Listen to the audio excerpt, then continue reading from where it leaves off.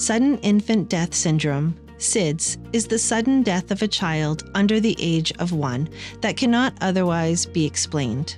SIDS is sometimes called crib death because the death usually occurs during sleep when a child may be in a crib. In the United States, SIDS is the leading cause of death for children between 1 month and 1 year of age. Most SIDS deaths happen within the first 6 months of life. Death from SIDS is sudden and unpredictable. In most cases, the child seems healthy before death. Can SIDS be prevented? Because we still don't know exactly why SIDS occurs, we can't currently prevent it from happening, but you can take action to greatly reduce your baby's risk. You can begin to care for your baby even before they're born. SIDS is more common in babies whose mothers smoke during pregnancy or who share a home with someone who smokes. SIDS is more common among babies whose mothers did not get regular prenatal care, so seeking care while pregnant can reduce your baby's risk. Planning to breastfeed is also helpful, as breastfeeding may reduce the risk of SIDS. Once your baby is born, there are some steps you can take to lower their risk of dying from SIDS. Make sure you place your baby on their back to sleep. It's simple, and studies show that putting babies to sleep on their backs has reduced SIDS cases by as much as half. It's also important to make sure your baby is sleeping on a firm, flat surface. For example, a crib mattress covered by a fitted sheet. It's not safe to let babies sleep on things like pillows, sheepskins, or waterbeds. Keep your baby's sleeping area free of loose, fluffy blankets and stuffed toys. And make sure your baby doesn't get too hot when they sleep.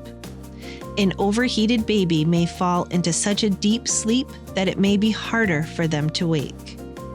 Bring your baby's crib into your bedroom for the first 6 months. It may be easier to monitor your baby's sleep if they're closer to you, but don't bring the baby into your bed. Some studies suggest bed sharing under certain conditions may increase the risk of SIDS.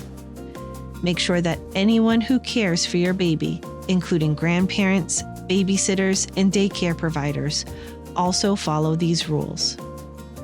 Babies who are born prematurely are at higher risk of SIDS and may benefit from special monitoring during the first 6 months of life.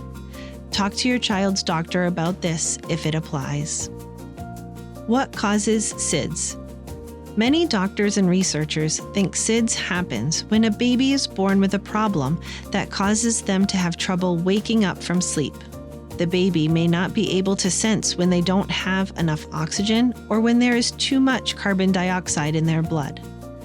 When babies sleep on their stomach or side, they may rebreathe the carbon dioxide they exhale. Normally, this would cause the baby to wake up, turn their head, and breathe faster to get more oxygen. SIDS babies, however, may not do this. The triple risk model for SIDS offers a possible explanation. In this model, SIDS happens when 3 different risks are all present at once. First, the infant has a brain abnormality that makes them unable to respond to low oxygen or high carbon dioxide blood levels. Second, the infant is exposed to a triggering event, such as sleeping face down on their tummy. And third, these events occur during the first 6 months of life when an infant is most vulnerable. How is SIDS diagnosed? A baby is determined to have died from SIDS if no cause of death can be identified following a thorough investigation. SIDS is listed as a cause of death only when other causes have been ruled out.